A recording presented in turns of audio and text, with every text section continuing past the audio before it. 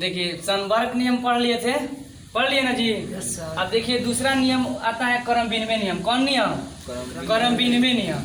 संवर्ग नियम में हम आपको ये बता दिए थे कि जब दो रियल नंबर लिया जाता है, यदि वह वास्तविक संख्या होता है, फिर यदि उसको संवर्ग नियम के अनुसार उसको जोड़ दिया जाता है तो उसका जो रिजल्ट आता है वो भी क्या आता है? एक रियल नंबर आता है। वो तो संवर्ग नियम था।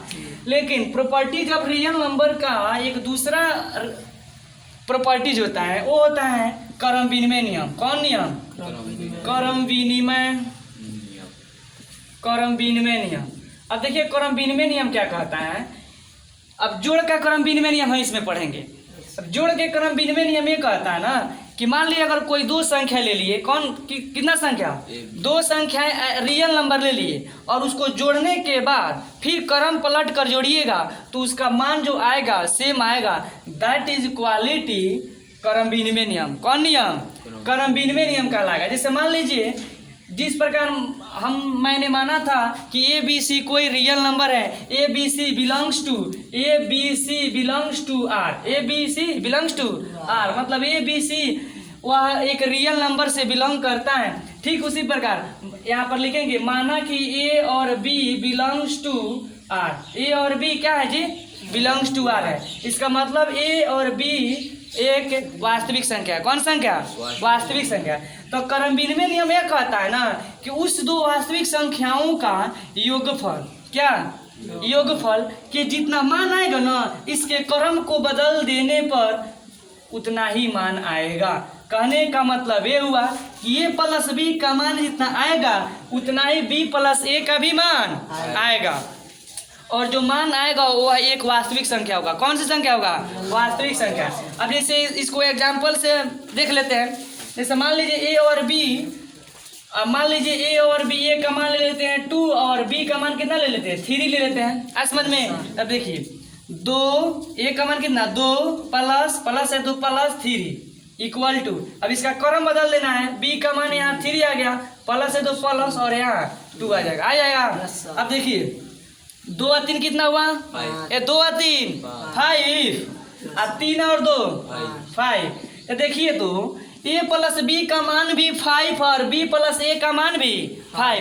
कहने का मतलब जब दो वास्तविक संख्या होती हैं, दो रियल नंबर होती हैं, जब उसको सीधा जोड़ने पर वही मान आएगा जब उसके क्रम को पलट कर जोड़ा जाए तो। अब बात समझ में? दैट इज क्वालिटी ऑफ क्या कहलाएगा? क्रम विनिमय नियम। कौन नियम? क्रम विनिमय नियम। तो क्रम विनिमय नियम देखिए अब 5 तो भी एक वास्तविक संख्या है ना जी, इसलिए कह सकते हैं A plus B equal to B plus A belongs to एक रियल नंबर। क्या होगा? यदि ए और बी कोई रियल नंबर है तो ए प्लस बी का मान भी एक रियल नंबर होगा तथा बी प्लस ए का मान भी रियल नंबर होगा। यह जो नियम है, यह जो प्रोसेस है, एक क्रम विनिमय नियम कहलाता है। क्या नियम? कहने का मतलब ये हुआ आपके प्रश्न में ऐसे देगा, अब ऐसे नहीं देगा। जानते क्या किया रहेगा? मान लीजिए कोई संख्या दे दिया रहेगा, कहेगा 3 प्लस 5 इक्वल टू 5 प्लस लिखा रहेगा 3 प्लस 5 इक्वल टू 5 प्लस 3 ऐसे दिया रहेगा। प्रश्न ऊपर बोल दिया रहेगा बताइए कि निम्नलिखित संख्याओं की संक्रिया कौन से गुणधर्म को फॉलो कर रहा है? तो आपको नहीं दिख रहा? अच्छा 3 प्लस 5 इक्वल टू 5 प्लस 3। अच्छा इस संख्याओं का, इन अंकों का क्रम बदल गया। अच्छा ये जोड़ का क्रम विनिमय नियम होगा। तो इसके आंसर में लिख देंगे क्रम विनिमय नियम। क्रम विनिमय नियम को क्या कर रहा है? फॉलो कर रहा है। तो इस तरह प्रश्न पूछेगा। समझ में? चलिए जल्दी से उतारिए। रुकिए बोर्ड के सामने जाने से क्लिक कर दीजिएगा। कहाँ क्लिक कीजिएगा? दाबे पजरिया लड़का नहीं तो सेविंग हो जाएगा। सर जो चैनल बना रहे हैं क्या खुद का? थोड़ा आप शांत रहिए, ठीक है? वीडियो कैमरा हो रहा है, चालू कर दिए थे कहा जी।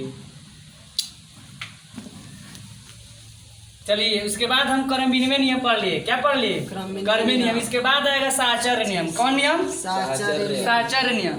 देखिए अब साहचर्य नियम में 3 संख्याओं का अब खेला आ गया। कैसे? जैसे A B C belongs to R माने थे ना कि ए बी सी कोई ऐसी संख्या है जो क्या होंगे? वास्तविक संख्या है। तो तीसरा नियम में हम पढ़ेंगे साहचर्य नियम। कौन नियम? साहचर्य नियम।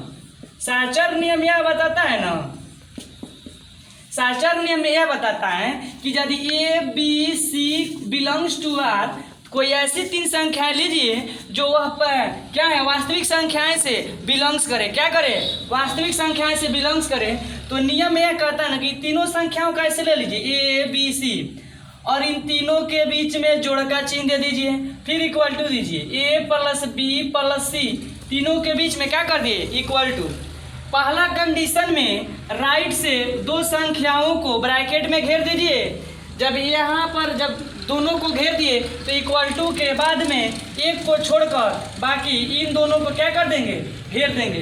कहने का मतलब ये हुआ कि जब 3 संख्याओं को आपस में जोड़ेंगे इस तरह से जोड़ेंगे कि 2 संख्याओं को जोड़ने के बाद अलग से एक को जोड़ेंगे, फिर अगले स्टेप में पहली संख्या और दूसरी संख्या को जोड़ने के बाद फिर तीसरी संख्या को जोड़ेंगे तो देखेंगे कि दोनों का मान क्या आएगा सेम ही आएगा। अब जैसे मान लीजिए कोई हम संख्या ले लेते हैं, क्या ले लेते हैं, मान लिया कि ए का मान 2 ले लिए, बी का मान 3 ले लिए और सी का मान 5 ले लिए।